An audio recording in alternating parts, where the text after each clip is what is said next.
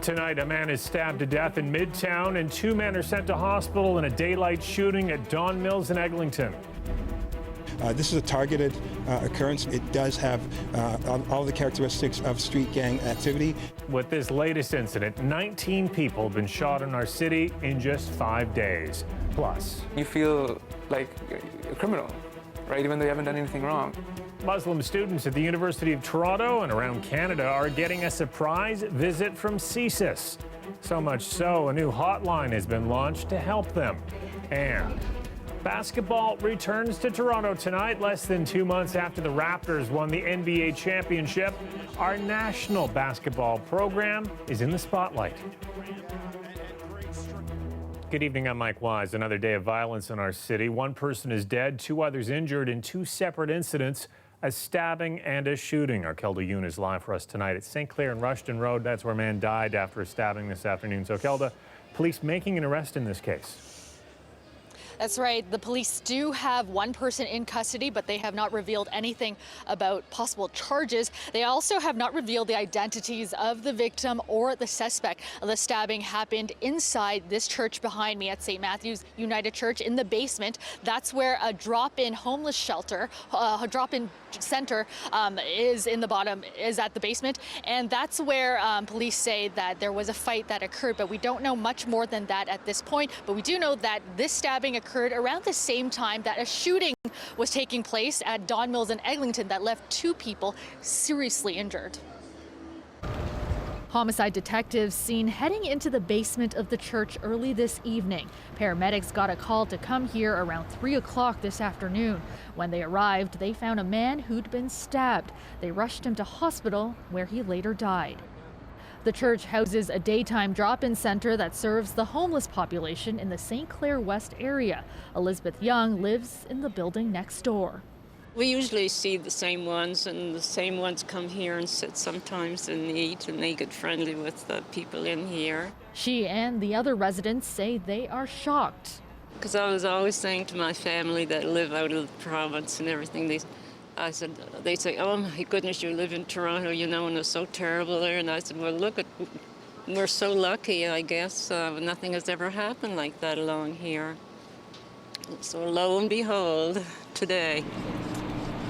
Also today at around 3:30, someone opened fire on a blue sedan at Rochefort Drive and Don Mills Road in the city's Flemington Park neighborhood. This vehicle was shot at by 2 suspects wearing masks.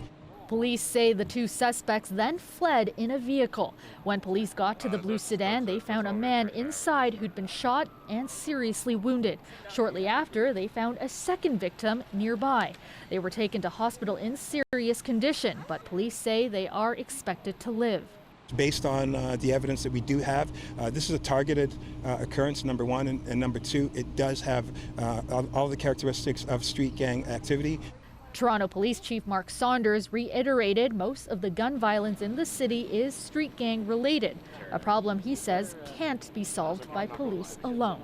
For years, the street gangs have been brazen, and that is one of the factors why people are afraid to cooperate, because of the brazenness. And unfortunately, it is that fear that gives them the empowerment to. Now, meanwhile, police are appealing for any witnesses to the stabbing here, as well as the shooting at Don Mills in Eglinton, to come forward. Now, at this scene right here outside the church, there are still a police presence. Inside, homicide detectives as well as forensics, they're still in the basement scouring for evidence. They have been here for several hours now.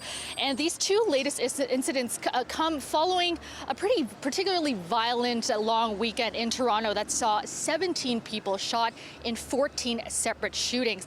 Now, Mark Saunders, the police chief, said today that there has been 1 arrest in those incidents. He expects that there will be more arrests made in the coming days. And he says that Toronto, again, reiterating that Toronto is a safe city overall. I'll send it back to you, Mike. Okay, thank you, Kelda.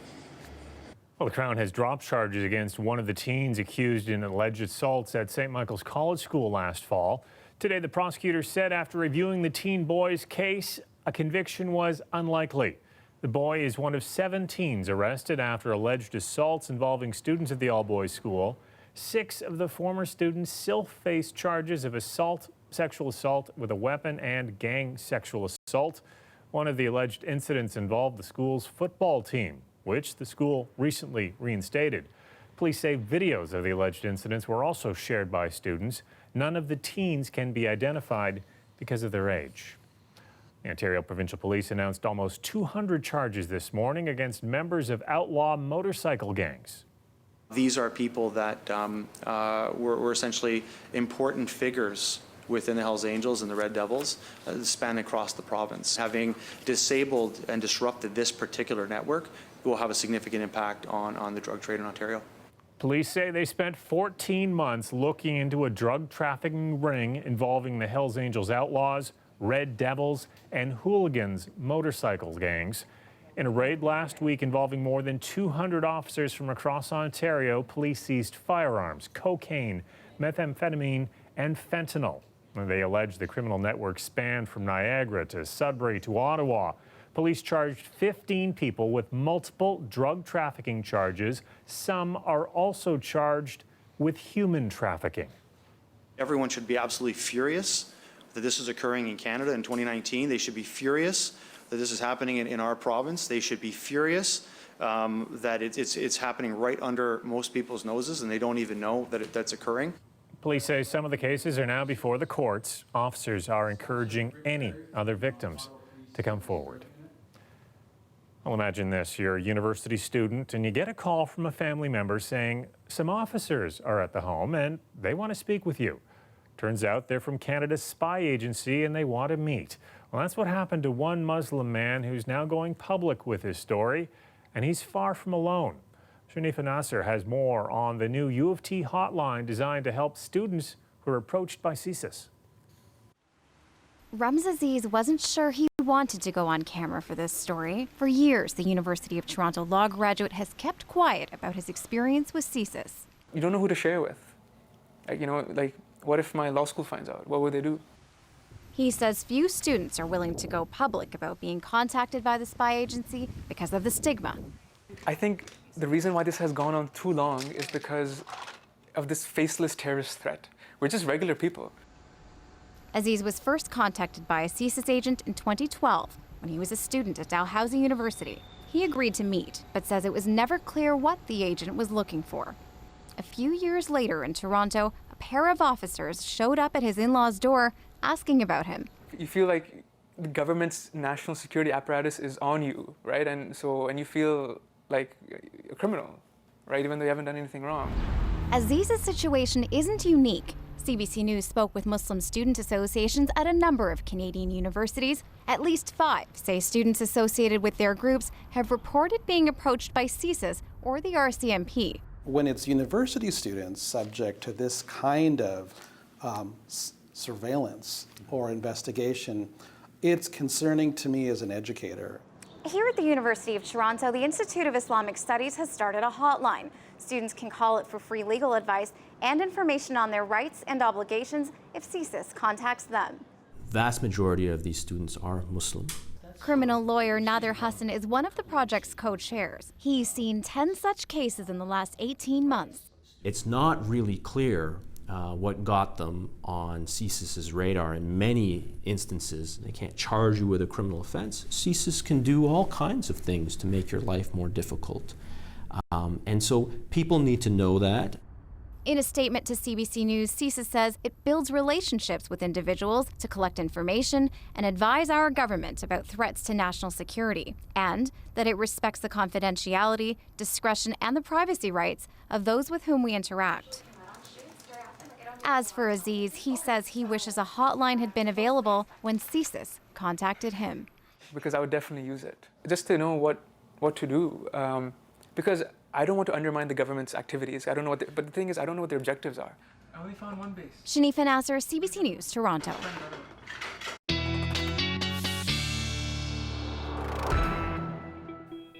Colette Kennedy is here with a first look at the forecast. We have one more day of humidity to deal with.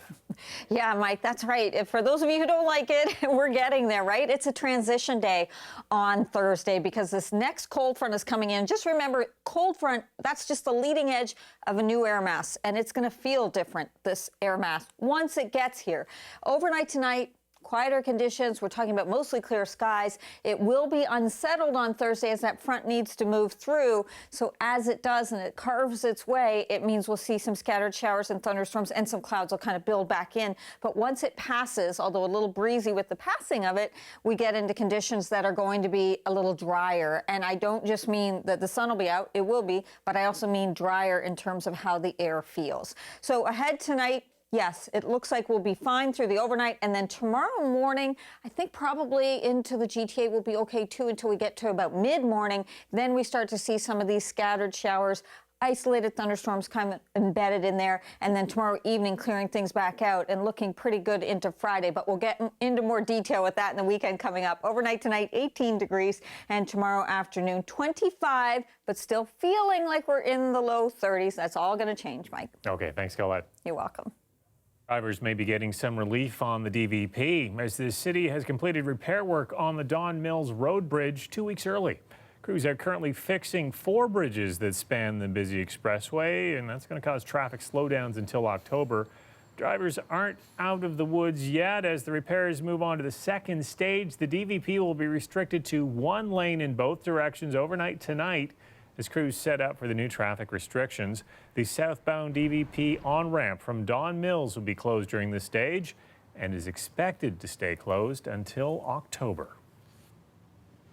We have this new report that's out that talks about how youth will be bearing the brunt of the climate decisions that our generation makes today.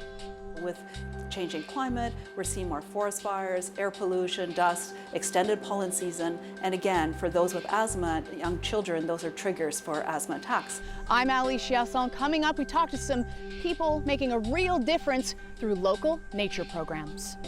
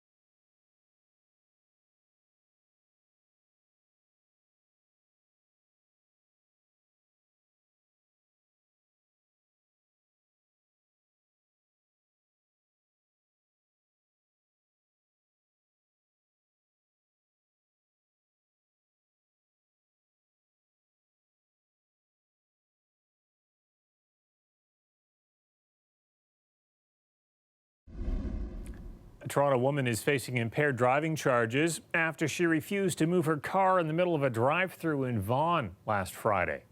So I'm asking you for some identification. I wasn't driving, so I was just ordering some food. How did the vehicle get here?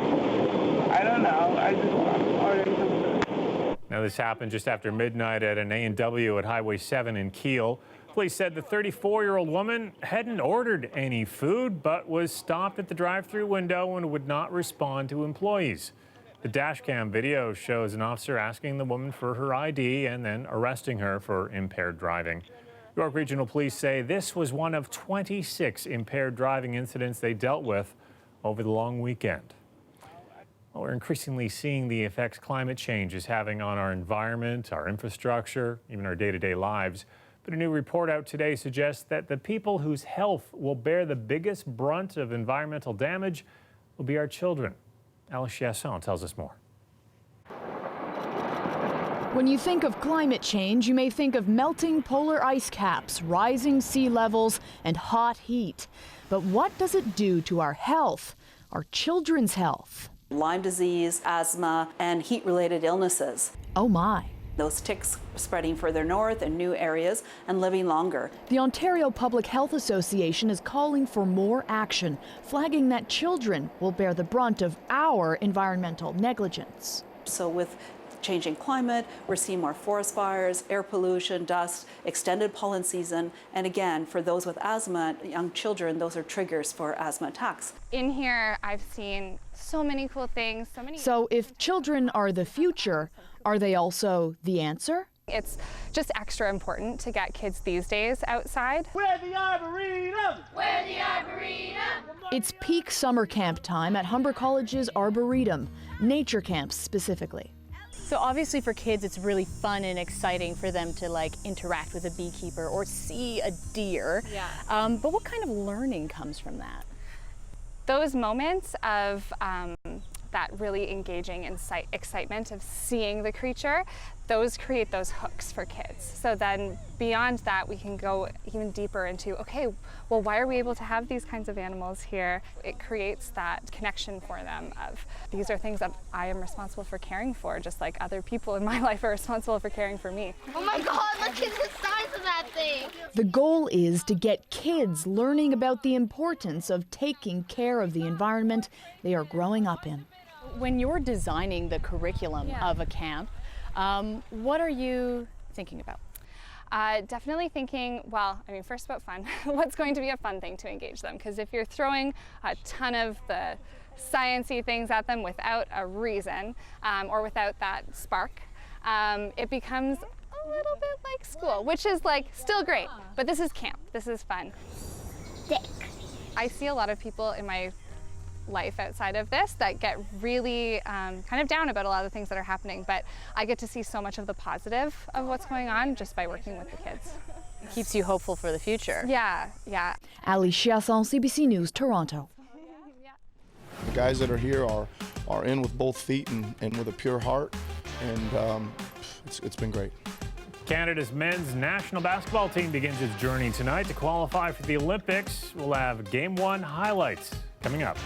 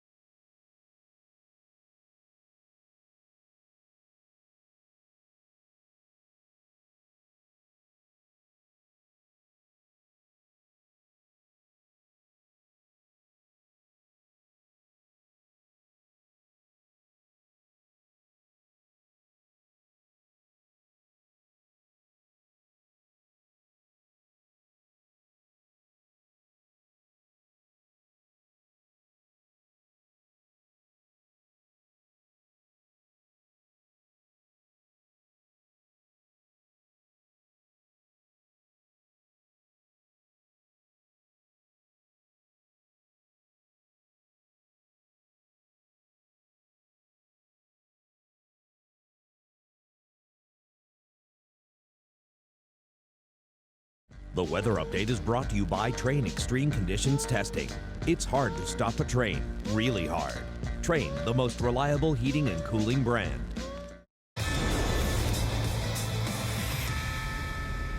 We got our first look at Canada's men's basketball team playing under Nick Nurse, playing part one of the two-game set against Nigeria. Canada behind in the second. Corey Joseph hits an open three, then comes right back down the court in transition for the basket and one. 6 points in under 30 seconds to cut the deficit to just 2.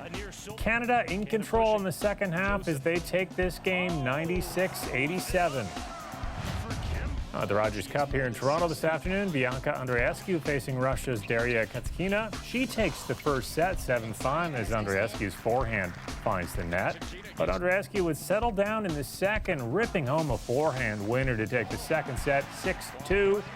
Third set ends with a long rally, but Katkina sends the return wide. Andreescu is off to the third round of the series, where she'll take on Kiki Bertens. And another all-Canadian matchup at the Rogers Cup in Montreal. Milos Raonic facing Felix Auger-Aliassime in the second round. Auger-Aliassime maintains the lead in the first round all the way to set point, taking it 6-3. But Raonic comes back in the second, taking a 3-1 lead, and would win until calling for a medical timeout. Dealt with a back injury. He would take the second set, as I said, but retires from the match. Auger-Aliassime advances, and more bad news for another Canadian. Denis Shapovalov loses to number 2 seed Dominic Thiem, who knocks him out at the tournament after 3 sets tonight. And the Blue Jays wrapping up a 10-game road trip this afternoon against the Rays. First pitch of the 4th inning ends up just over center field. Lourdes Gurriel Jr. with a team-leading 19th home run puts Toronto up 1-0, but it's a record soon tied by Randall Grichuk in the 6th, who also lands a solo shot to left. Jays up 2-0. Later that inning, Derek Fisher with his first home run for the Jays. Toronto hangs on to win 4-3. And let's go from the big leagues to the little leagues now. The 2019 Canadian Little League Championship continues in Ancaster. CBC is streaming most of the matches online and on the CBC Sports app. Matt Cullen has the day's highlights. It was another great day of baseball. The sun stayed out and the clouds held off. We played 3 games today, and for the Ottawa West Little League Twins, they had already clinched their spot in the top 4, but they ran into a tough team from the Prairies here this afternoon. The Prairies came in 0-4, but they got a great pitching performance from Traven McMorris, who went 5 innings and struck out 5 batters, only gave up 2 earned runs. He also was great in the field as well. The Prairies win 8-3, so that means Ontario now has a 3-2 record. And again, they've locked in a spot in our semifinal. The top 4 make the playoffs. The big game tomorrow, though, will be Ancaster, the host team, against Team Alberta. Right now, Calgary West is in the 4th and final playoff spot, but that could change tomorrow on CBCSports.ca. It's the final day of the round robin here in Ancaster. Matt Cullen, CBC Sports, Ancaster.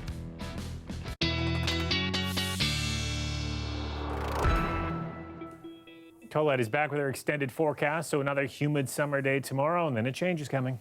Yeah, a real difference. We're going to be feeling it because it's just going to be different air mass altogether. I'm not saying that you're going to think, oh, this kind of feels fall-like. I'm not going there yet. But the dew points will be lower, so the moisture content of the air is going to be lower, so it'll have a different feel to it. Record high for this date in history. You know, the record from yesterday came from 2001, too, and tends to be right around that 35-degree mark. Our record low, that's been holding a while, 6.7 from back in 1948. So some of the unofficial daytime highs today, upper 20s for the most part. There's a lot of active weather over towards eastern Ontario. It kept the temperatures down a little bit. And, of course, a little action into southwestern Ontario earlier with some severe thunderstorm warnings there.